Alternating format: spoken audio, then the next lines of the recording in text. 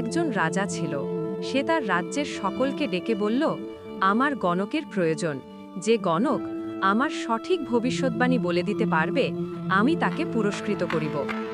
অতঃপর রাজ্যের নামিদামি সকল গণকেরা রাজার সাথে সাক্ষাৎ করতে গেলেন এবং সকলেই রাজার ভবিষ্যৎবাণী লেখার জন্য ব্যস্ত হয়ে পড়লেন। অতঃপর একটি মঞ্চে এক এক করে সকলেই তাদের ভবিষ্যৎবাণী বলতে লাগল।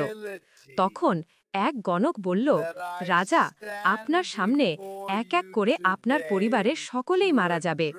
এই কথাটি শুনে রাজা ওই গণককে গ্রেপ্তার করার জন্য বললেন এবং সেই গণককে গ্রেপ্তার করা হলো।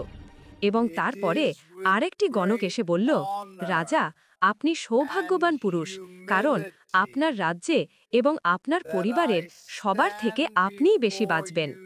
এই কথা শুনে রাজা অত্যন্ত খুশি হল এবং সেই গণককে পুরস্কারিত করল।